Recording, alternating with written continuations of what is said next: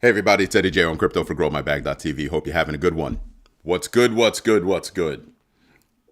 It has been eventful, to say the least. It has been eventful. There are probably a lot of people out there that are thinking that there's almost too much going on, too much to actually grapple with all at once. This is why I tell you, do your own research, know your entries and exits, and absolutely invest deliberately. And I tell you to do that every day. That way, when you receive an onslaught of news, it becomes easier for you to pick out the pearls of information that you actually need to manage your bags. For those of you that choose to do all of your research in one day, that's when you're going to feel it. That's when you're going to feel it because, over the past few days, you've seen a few things happen, right? And there are many things that are going to impact your bags, whether you're investing in energy, oil, renewables, whether you're thinking about geopolitical impacts on economies around the world. The Iranian rial is imploding. You have the dollar that's lost 10% in the past, year? You have a lot that's going on right now. You have BRICS nations that are really backing the Chinese yuan and renminbi. So you have a lot going on, a lot to consider. And most of you probably don't even remember just what happened Monday, Tuesday, Wednesday, Thursday, Friday. The news didn't stop because there was a new year. The news didn't stop when there was Christmas and other holidays. Events don't stop based on your calendar. And it is your job to capture those events, capture those things to have a better understanding. My man, Rick Ritchie, thank you for letting us know you invested in yourself. So you start to realize, wow, there's a lot going on. There's a hell of a lot going on. Some things that I want to consider right now, well, the United States has done something in Venezuela that could affect oil prices, but no time soon. Why is that? Well, their equipment is dilapidated, it needs updating and all that good stuff. What I'm really worried about is what company is going to go in there to do anything. Now, being that the United States did what it did, you're going to expect, companies from here. So I'm expecting Chevron, ConocoPhillips, and ExxonMobil to actually go in and start trying to do things. They can't evaluate from a distance. They need feet on the street. What does feet on the street means? That means that you're going to have people there. Well, not everything's ironed out yet. You snatch the president and his wife, but the vice president is still there. So nothing's really changed. So that means that there's turmoil at the moment. There's no plan for the day after. That is not good for anybody's economy. So that's a problem, right? You also have the collapse of the Iranian rial. That's a problem. Whether you choose to believe it or not, that's still a problem. They still pump out oil. They're still, a power. But there's turmoil and strife going on in that country at the moment, the same way that the same thing is happening in Venezuela at the moment. You do have an opposition leader that wants to take control in Venezuela. You do have a vice president, and others that are still kind of in control, I guess. Can't check the box on definity right there, right? There's nothing definitive at the moment. And companies don't like to make moves without clear definition, clear operating parameters. So that's going to be a problem. So today is a very different kind of Sunday roundup, isn't it? We've got to consider what's going on currently, not just what happened over the past week. And what I'm afraid of is you're going to have a lot of people just continuing, contending with, well, what's happened over the past week? That's what I'm talking about. Entocoso Minisi. Did I get that right? Please tell me I got that right. Oh, I'll be so upset. Thank you for letting us know that you invested in yourself. So there is a lot that's going on there. I mean, We had regulatory things pop up. We had market trends, technological advancements, and blockchain innovations. We had a whole bunch of stuff happen in the AI space with mergers and acquisitions. We had a whole bunch of economic and monetary policies that were touched on, corporate and institutional activities, political and legislative actions, global economic and political developments that we just discussed. So it's been a more than just eventful week, and we are in the first week. Well, technically now we're in the second week of the new year. So, quick announcement. This is our first episode in our 5th year. Wow. No, in our 5th season of the Sunday Roundup. We've only been doing this for 4 years. But I broke up the seasons differently in the past. So we're in the 5th season, first episode. Kind of crazy. We've come a long way, to say the least. A very long way. So there's that. That's good news. Since we're in the second week, we've begun the second week of the month. Happens to be January, second weekend of the month. The second weekend is this coming weekend. So Sunday, this coming weekend, Sunday, 1 p.m. Eastern Standard Time, we will have our first Big Baggers meeting of the year. Now, what makes this one significant is that if you're not a big bagger, you're not going to be able to take advantage of it. And so I'm hoping that you will become a big bagger. Go over to growmybag.tv, become a big bagger, and you'll be invited to this once a month video conference call. Deeper than what we normally do on anything else. It's a private video conference call where we talk about everything. Everything's up for grabs. Something happened. Something happened to... There you go. Something happened to YouTube and it just blanked out. Everything was fine on my end. There were no issues. YouTube just decided to turn off the lights for a minute there. It happens. But yeah, I'm sitting here. Thank you for letting me know I got that. Is it Mr. or Ms. Minisi? I want to be able to say that properly. So you start to realize that there's a lot going on. Let's see. The SEC drops or pauses 60% of crypto enforcement cases. And I'm willing to bet there are a lot of people out there that didn't even remember that. And you have to stop and think about, well, what's the impact of that? You had the guy that hacked Bitfinex get released. I think after 14 months? 14 months? Mr. Thank you, Mr. Minisi. And his wife got 18 or something like that. So she'll probably be released soon. And you wonder, well, what does that mean? Well, you just had a hacker in jail get released. Just saying. If you're looking at the United States, there was a class action that was being brought up. Not a class action. It was a lawsuit against Cargill, Tyson Foods. It was like 3 of the big beef handlers in the country, right, in the United States.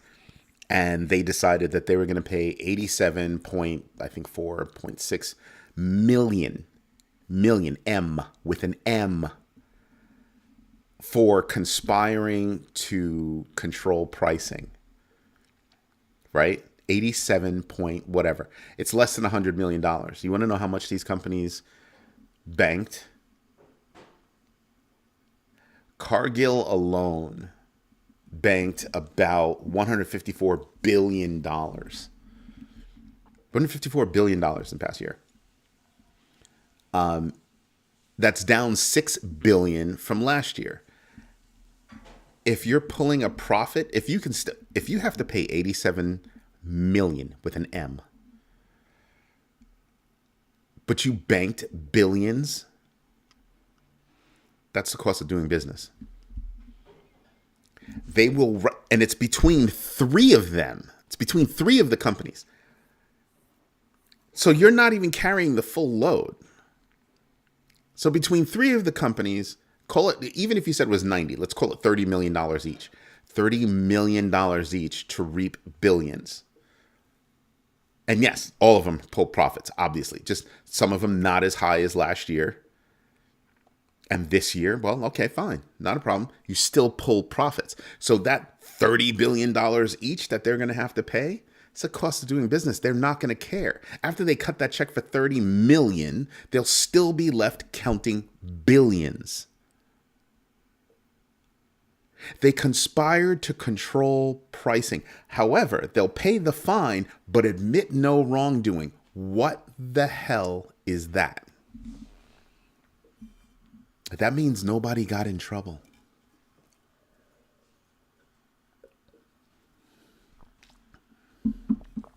That's what that means. Nobody got in trouble. The company got in trouble, but no people that actually made the decisions got in trouble. Yeah, they just keep it moving. Oh, maybe we can bring the price down next time. What? Conspired to control beef prices in the United States. I'm just saying, if you're not giving them a fine that takes away all of their profit, they're going to keep doing it. They will absolutely continue to do it.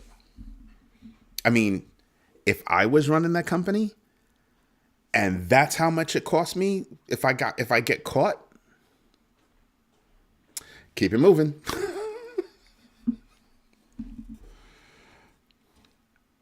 Right? Ridiculous. Drinking tea because I still have a cough. So when you look at something like that, you're saying to yourself, wow, they made billions and they each only have to pay less than $50 million. If you make $1 billion, what's 50 million? It's nothing. It's somebody's yearly allowance is what that is, what that equates to. I keep telling you guys, we need these companies, or we need to define for these companies, what is enough? You're gouging the American people or the United States citizens for more profit. More. Remember that scene in Star Wars? More. And the more you said it, the stupider you sounded. Yeah. At what point do we say enough is enough? I had somebody come at me in the comments. I pay almost no mind to comments not made during a live. So if you make a comment during the live, I really try to pay attention to those. Especially if they accompany money. It takes time and money to do all this stuff. Just so you know, it's not easy. But all jokes aside, somebody came at me in the comments saying, so what's the problem if somebody's going out there and busting their hump, to make more money and blah, blah, blah, and blah, blah, blah. And I'm like, there comes a point where you've got to stop and look at yourself and say, have I made enough money? Right? Dubs Dollars, give me a moment, and I'll tell you right now, I like both of them. So I hope that helps. So I'm just wondering, how do you think about that? Right? How do you, when is enough enough? You're not going to spend $1 billion as a person. You're not going to spend $1 billion. So what is enough? Is it 1 million, 2 million, 10 million, 100 million, 500 million, $1 billion? What is enough? And then you've got to say to yourself, when I reach this point, who am I hurting? I shouldn't have a CEO that's making 1,000 times more than the average person at their company. That shouldn't be. I shouldn't be the CEO of a company that's yanking down millions while I'm paying people subpar and they still need government assistance. Just saying.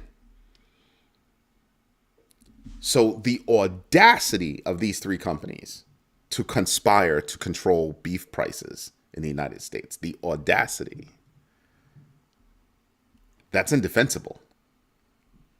Indefensible. Just saying, I'm just putting it out there so you can actually understand that. Another point that I wanted to bring up today. In the United States, this is tax season. We've officially entered tax season. January 1st, bam, tax season. So as you know, I've been with my accountant for over 20 years. Christy Nicholas. She's the bomb.com. And I sent her a note today. I said, listen, I'm going to be doing a show today. We're going to touch on taxes. I don't want to give tax advice, but I want to give little things that people should be paying attention to. And she gave me, 6 points that we should be paying attention to, or should have been paying attention to, right? So crypto is treated like property, not cash in the United States. And by the way, nothing here is personal tax advice, just general education, general knowledge, tax rules by situation and state, or vary by situation and state. So talk to a qualified tax pro. I happen to have who I think is the best CPA in the world, and that's Christy Nicholas. If you want her contact information, go over to growmybag.tv, subscribe, drop me a note, and I will gladly share it, right? She's been holding it down for me for, like I said, over 20 years. I've got many businesses, many things that I have going on, and she's been holding it down. And there's a difference between having a really good CPA and a really good bookkeeper. If you're in Canada, I have a great bookkeeping company. Why can't I remember their name off the top of my head? Oh, damn it. Sean, Kevin, where are you guys? Because I can't remember the company name. Hutanic, thank you for letting us know you invested in yourself. It'll hit me, the bookkeeping company in Canada. But if you're looking for a bookkeeping company, I have their contact information. You can hit me up and I'll share that with you as well. But there's a difference between bookkeeping and having a CPA in the United States. And in the United States, you really want a strong CPA. You want to have a strong team around you.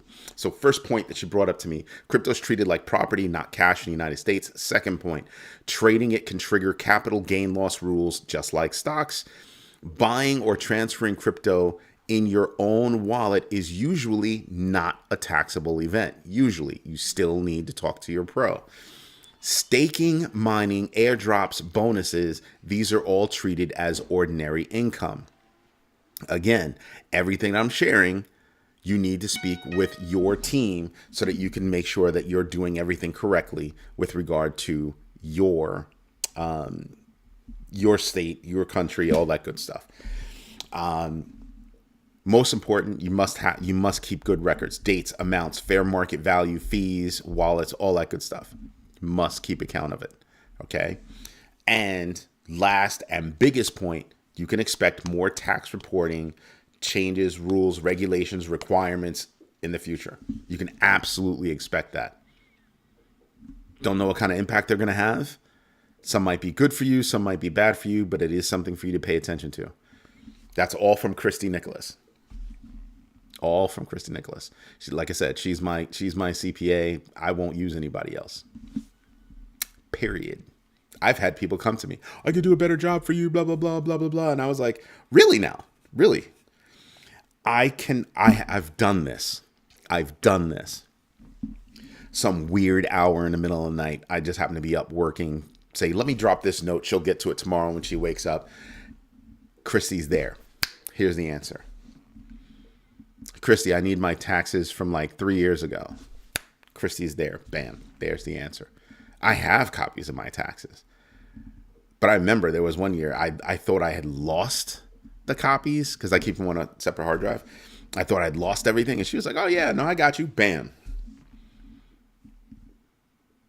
My son and I were looking to buy a business.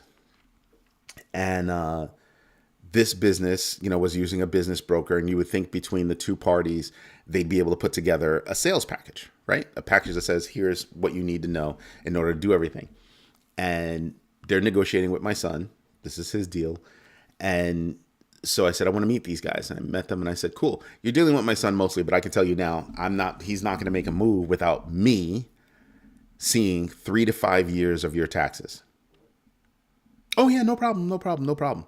If I asked Christy that, I'd have had that information 2 minutes. 2 minutes. Like that. 2 months go by. These guys still don't have a package for us. And I was like, yeah, no, we're not doing that deal. If you can't reach out to your accountant with that kind of speed, that kind of turnaround, if you don't Christy's been with me for 20 years. I'm no spring chicken. Over 20 years. Over 20 years. Well over. You can't tell me, it's been like 20 something. You can't tell me that you can't get in touch with your CPA and I can get in touch with mine, and I'm a teensy weensy little, compared to her other customers, I'm a nobody. And she responds to me the same way she would respond to everybody else. With caring, with a quickness, with facts. And over all those years, she's hammered me on making sure that my taxes are correct. If you don't have an accountant, a CPA that has grown with you like that, that forces you to stay on track, get a new one. Get a new one. I've said this before. I said this like months ago. If you don't have an accountant,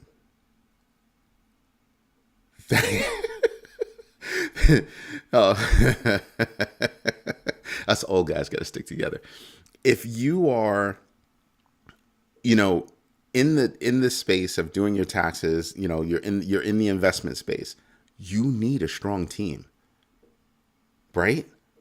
CPA, bookkeeper for the normal everyday stuff, CPA for your tax stuff, a tax attorney so you can make sure that you can do certain things, can't do certain things, and a trust and wills attorney. Yeah. People think that trust and wills, you only deal with that when when it comes to death. No. Have businesses? Trust and wills attorney. You want that whole team. And for me, Christy is, the head of that team. She's the first call I make. If your accountant's not that, yeah, that's a freaking problem for me. That's a massive problem for me. Go get that person. I would be scared to invest in any business just because I would rather have dry powder after all this system reset. Give me a moment for that. Dubs dollars. Pro Chainlink, but was having a debate with a friend about it.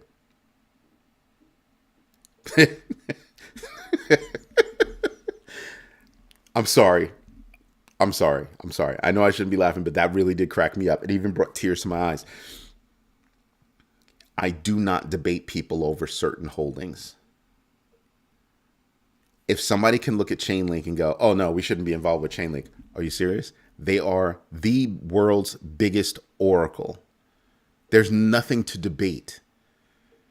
Zero to debate. You want to do RWA? At some point, Chainlink's going to be in that mix. You want to do DeFi? At some point, Chainlink is going to be in that mix. Chainlink is everywhere. They're what I call connective tissue. I'm not having that debate. I would respectfully decline. Just, you believe what you want to believe. I don't hate you. You do you. You got to manage your bag the way you manage your bag. Good luck with that. That's how I would have handled the debate. You win. Because I'm not debating. Good luck with that. World's #1 oracle.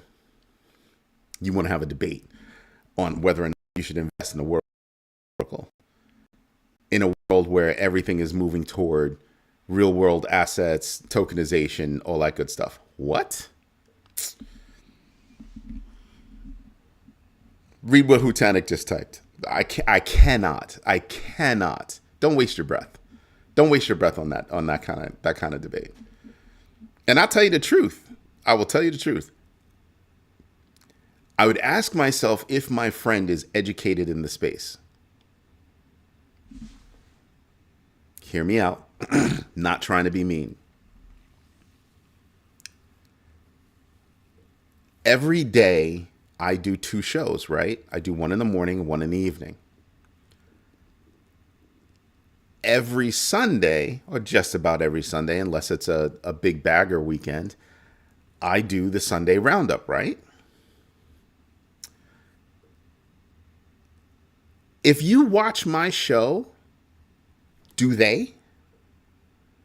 If you've bought my 2 books, have they? Right? Before people ask me a question, I normally, you got off easy because it's Sunday Roundup. I normally say, have you invested in yourself?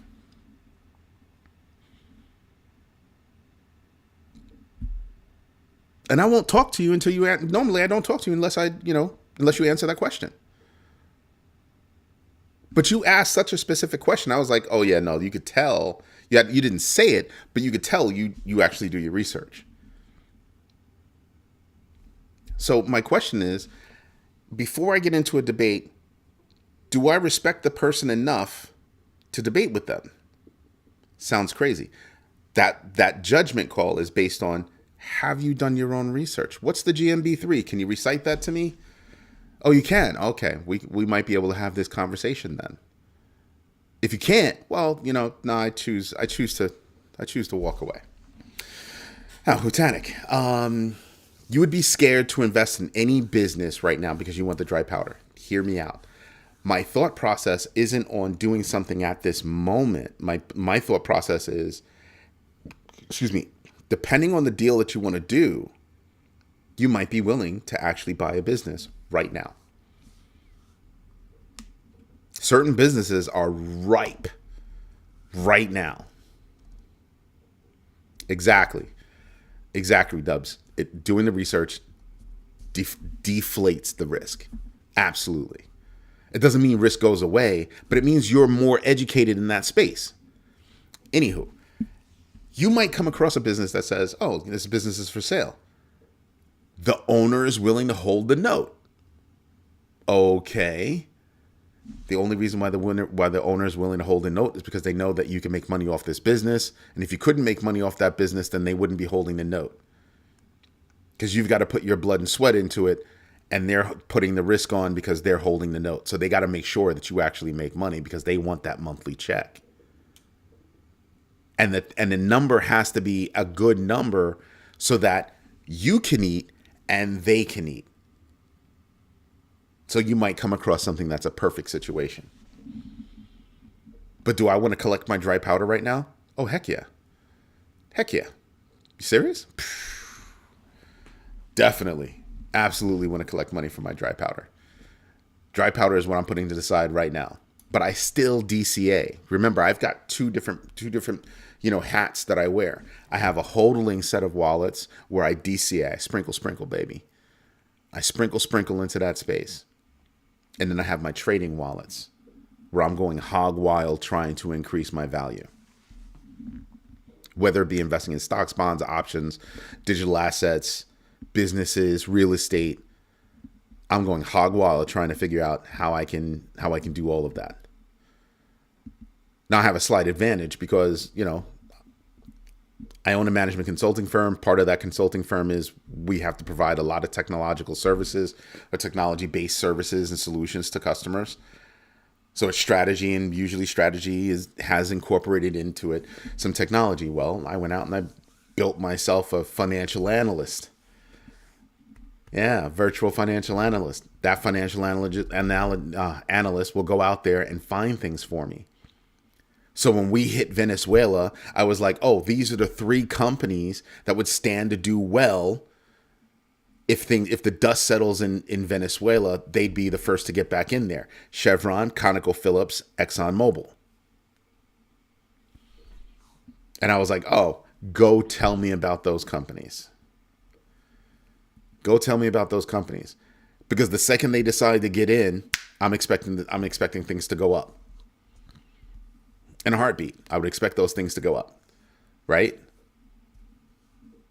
When I heard about the three beef manufacturers or beef processors in the United States, having to pay out that fine without admitting guilt, I was like, tell me about those companies. And it was able to come back with a full scale report. Hey, this is what we're thinking. This is what the RSI MACD says. Blah blah blah blah blah blah. I don't always have time to do my research, right? I have all kinds of tools that we build so that I have information at my fingertips. After a certain amount of investment, I always keep the top 3 reasons I am in the top 3 and the top 3 risks. I look for risks. The higher I go in, echo chambers are bad. Let me stop and think about that for a minute. After a certain amount of investment, I always keep the top 3 reasons I am in and the top 3 risks. Here's my suggestion to you. I think that's good, by the way. My suggestion to everybody would be, don't just keep the top 3 risks. Don't just keep a tab of the risks.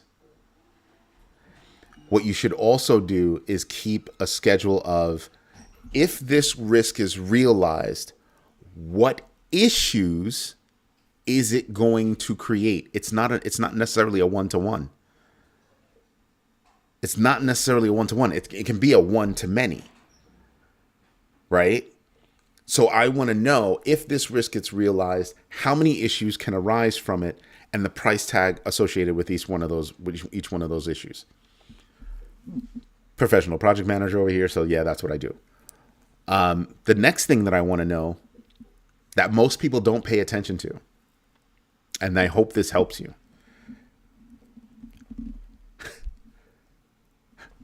What are the telltale signs that a risk is going to be realized? Because the sooner you have an inkling that something is going to go awry, the faster you can react and the less damage it will cause. So what are the telltale signs that risk is going to be realized? Meaning, if this happens, you're guaranteed that risk is going to happen. Or if this happens, there is a 60% chance that thing is going to happen. That's your warning light. That's your warning signal. It's like when you're backing up. Beep. You get that first beep. You're not there yet. Beep. Getting closer. You need to check that. Beep, beep, beep, beep, beep. Yeah, now you got problems. You don't want to wait till that last one. When you get that first beep, you want to look into it so you can evaluate where everything's going. That's what you want to do, and a lot of people don't do that. They think, "Oh, I have a list of risks." That's nice. And Hutanik just said it. That's right. And the time frame. You want to keep track of those things. The hardest job you will have is finding a job. The second hardest job you will have is managing your money. That's why I tell you guys, practice GMB3, do your own research, know your entries and exits, and absolutely invest deliberately. I'm not saying it, because it's a joke. I'm saying it because it's dead serious. It's not something that you can sleep on. Right now, while everything, now I want you to think about this. Everything that's going on with Venezuela, I'm willing to bet nobody heard about those 3 companies having to pay out $87 million, 87 point something million dollars. Right under the radar. Is that their stock prices or anything else? No. But could it affect food costs? Yeah. And what does that mean? So This is why I keep hammering on the audacity. Let's suppose you bought meat at the store today and you spent an additional $5 that you shouldn't have spent. You're not going to get that $5 back. You'll probably get back 50 cents, maybe a nickel. Now you understand why I say it's the audaciousness and the fact that they can literally just put that in the cost of doing business column is ridiculous. But can that affect your pricing? Possibly. But regulations are being rolled back in so many different ways that if they're willing to let these three companies, these three multi-billion-dollar organizations, each cut a check for less than 30 mil after making billions, do you think there are any regulations that are going to be like, oh, we're going to check your pricing now? What are the chances of those regulations happening? Yeah. Now you know why I tell you guys, pay attention to these things. Pay very close attention to these things. There's so many things that happen that go on a regular basis that people should be saying to themselves, wow, we need to get this right. We need to change certain things. We need to fix certain things. Certain things are not helping us. Just saying. Right now, Bitcoin is at 91,292. Is that the number? Did I just refresh? Yep, 91,291. So when you look at all the notes, all the things that have happened over the past week, let me just go back to my notes. All righty. FESB reclassifies stablecoins as cash equivalents under U.S. GAAP, GAAP, if you want to go look that up. 48 countries initiate crypto wallet transaction taxation, which means that they're going to be sharing information across state lines. Now, some people are like, oh man, I don't think that's a good thing. Those are people that are trying to hide their money, trying to hide their transactions. I'm not trying to hide my transactions. If I'm paying taxes, that means I'm making money. I'm happy to be making money. If I'm paying taxes, I'm making money. I have no problem with that.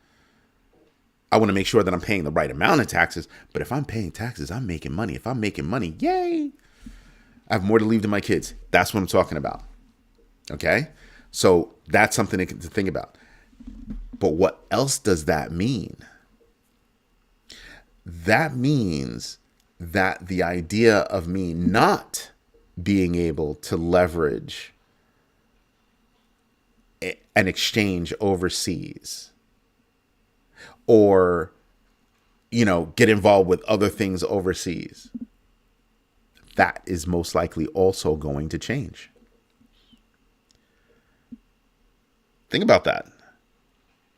So all the crypto that you had wanted to buy, but you couldn't buy because you couldn't do this, you couldn't do that. It seems like you can't have one without the other. If you want to tax me, you have to give me access. That's what they're looking for. We're going to share taxable information. If you know my name, I have no problem with that. If you're making money, you're going to pay taxes. If you're paying taxes, you're making money. I like to look at it like that. That's the positive way of looking at it. Christy taught me that. Look at the positive side of paying taxes.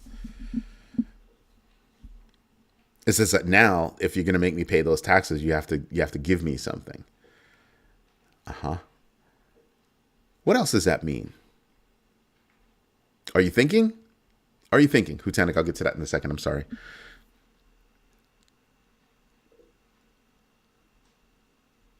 Oh, I'll definitely get to that in a second. I just read it. Give me a moment. Don't mind paying taxes. But what else does all of that mean? If you're going to be sharing tax information across 48 countries, what else does that mean? Well, it means that you're also going to have to think about fiat. You're going to have to contemplate the impact on fiat by digital assets. More and more businesses are starting to say, "Oh, I can collect my money with digital assets. Why use a bank when I can get my money so much faster by doing this?" So there are more ramifications, and you start to see how those pearls get related, right? You start to see it. Stable coins pop up. Companies start using stable coins to collect and pay bills. Money transfers, value transfers, like that. I can track your taxes and all that other good stuff. Not a problem. But I don't need a bank to do it. Oh. Because what does a bank offer you? A bank offers you a way to pay bills via their network. Well, here's another whole new network that they don't control. So assets under management, the impact on fiat, everything gets affected. You see how those pearls start to get strung together to create that really pretty necklace? And if you don't, start taking notes. I'm not trying to be funny. Start taking notes. Keep your nose in the news every day, because you will start to see how, well, if you want to, if I'm going to share tax information, well, that means there's an exchange rate, and there's this, there's that, the other transactions, and this, that, the other. I'm not going to be able to bang on you for, the same transaction and tax you 50 times. They're going to have to figure that out. They're going to have to figure out how their fiat gets affected. Banks are going to have to figure out what they offer people. The world is changing right in front of our eyes, and it doesn't seem like there are a lot of people that are paying attention to it. Hopefully they'll start to pay more attention to it. Eddie, I don't think charts work at the moment too. Venezuela has 8,000 tons of gold. We just found out. I don't know that we found out anything. I don't know that anybody has found out anything. And one has nothing to do with the other. Venezuela's gold is one thing, their oil is another thing. All that's separate from, do I believe in charts? Do I believe in charts? Depends on what I'm looking at. To me, charting tells me one thing, but charting can also be or the value of an asset can be affected by the economics of the world. And we need to be paying attention to that. I want to know, the charts tell me the flow, the movement of a coin or of an asset, right? It tells me the rhythm, right? And then you have these other factors that can affect that rhythm. Pushing it up, pushing it down, pushing it sideways. So all of that, each one of those points that you're making are separate and distinct points. Yo, what's going on, HeScore? That would make them number 2 in the world. Unless you're dealing with facts, I'm not going to pay any mind to any of that. Meaning we shouldn't be paying mind to hearsay. Know what I mean? We should be paying mind to facts. I'm not going to make calculations based on hearsay. I'm going to make calculations based on facts and what I believe the facts are going to be. But if I can't find corroborating information, it's all FUD. Need to have that information at your fingertips. What's going on, Dark Horse? What's going on, Mr. Big? Have you guys invested in yourself today? So the idea is pay attention to what you have going on. Pay attention to what's going on that can affect your bags. Past week, we've seen a ton of things happen. Like I said, Bitcoin is up like $3,000, above 90. It's above 91 at the moment. Is it going to stay there? Don't know. Don't know. But tomorrow's going to be interesting. Thank you, Dark Horse, for letting us know you invest in yourself. So you've got a lot of things that are happening. You've got AI that is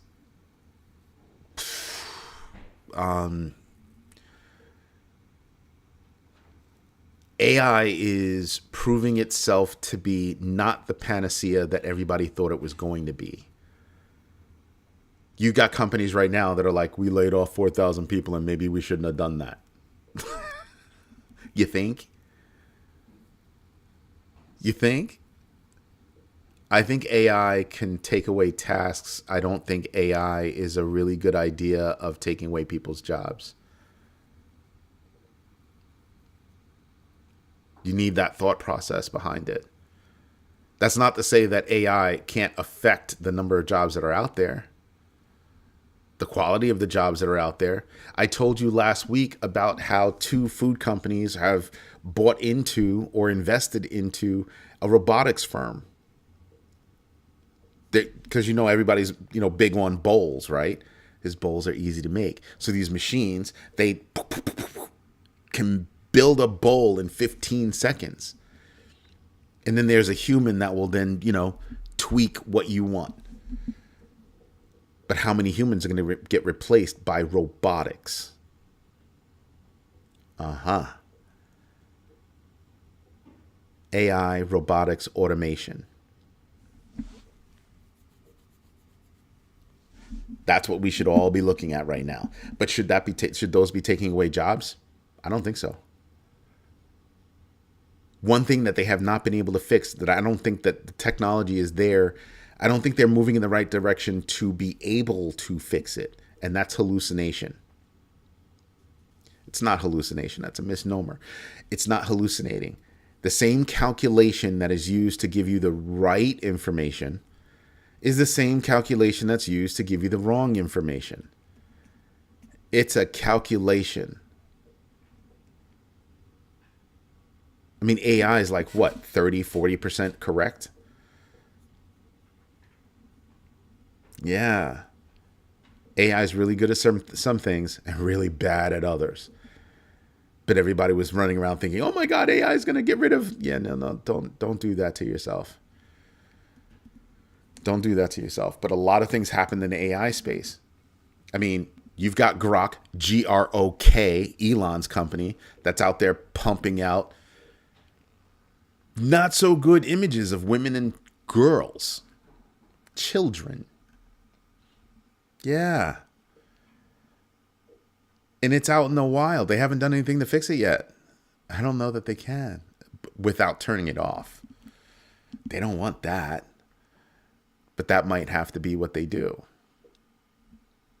AI is so good right now that if you actually look at certain things within AI, you can't tell the difference between real and fake.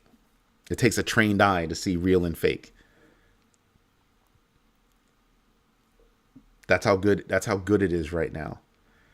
You have all kinds of reels and videos out there with people, talking like I am, and then the face changes, the background changes, these things are changing as they speak. Voices change, looks and appearance change, and people sitting there going, yeah. You can't protect yourself these days.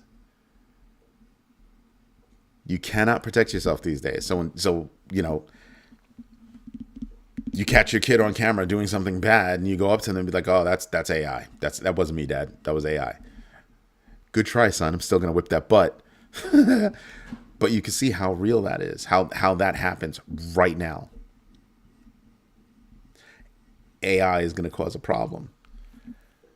The direction that AI is going in right now, it's already caused a problem. Drinking water, energy,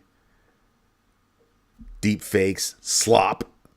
Everybody wants you to stop. They want you to stop using the word slop, but it's slop. You want to know what the greatest thing about this community is? That we curate content. We take the time to curate content. What's real? What's fake? I bet you most people don't even stop and think about it like that. They don't stop and think about what is Grow My Bag doing? They have all these articles that are out there, and they go, We're going out there and we're curating content. We're going out there and we're saying, is this real? That sounds really good. Is there any corroborating information? Oof. It takes a lot of work, a lot of effort. The internet is changing, right? You're going to have AI content and you're going to have curated content. And I think more and more people are going to start looking for curated content. Real human beings that they can see, that they can discuss with, interact with. You know, that's one of the benefits of being a big bagger, is that you get on that video conference call and you're like, wow, these people are real. These are other real life investors just like me that are doing their thing. Yep. Having real discussions about what's going on. Yep.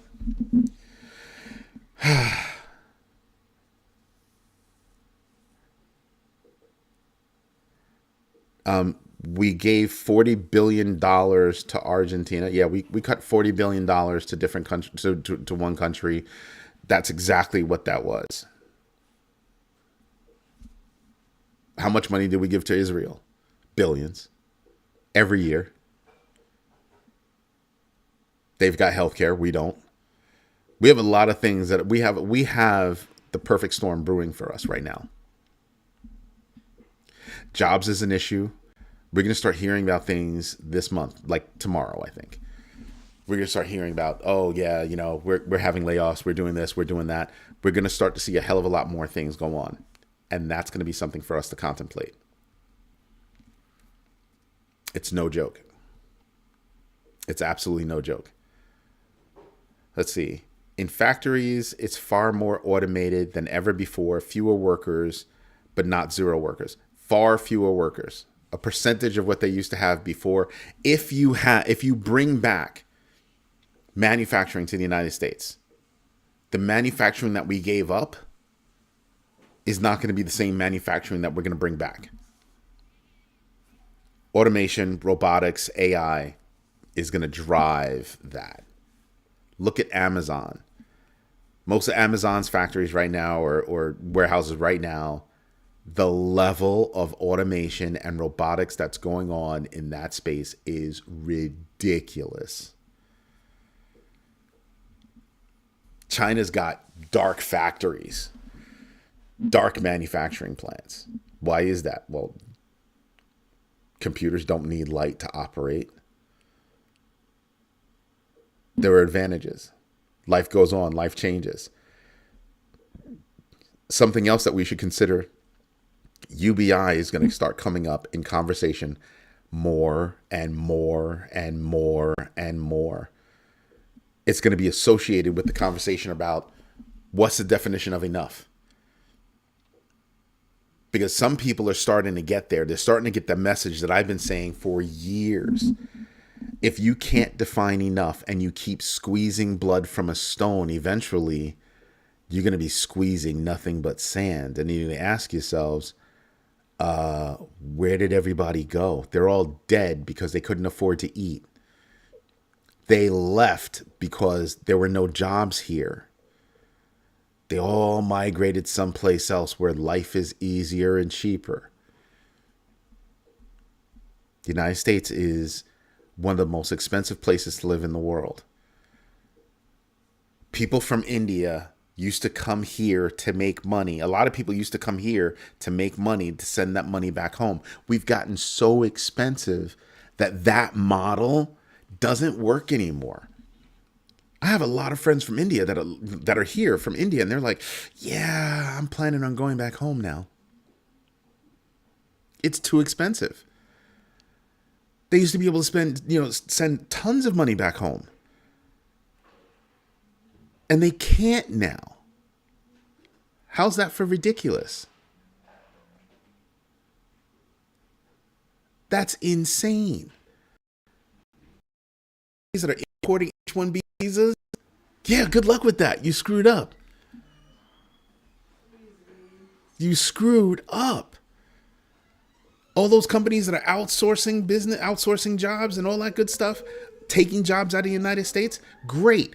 What do the people here have to be able to afford what you've got?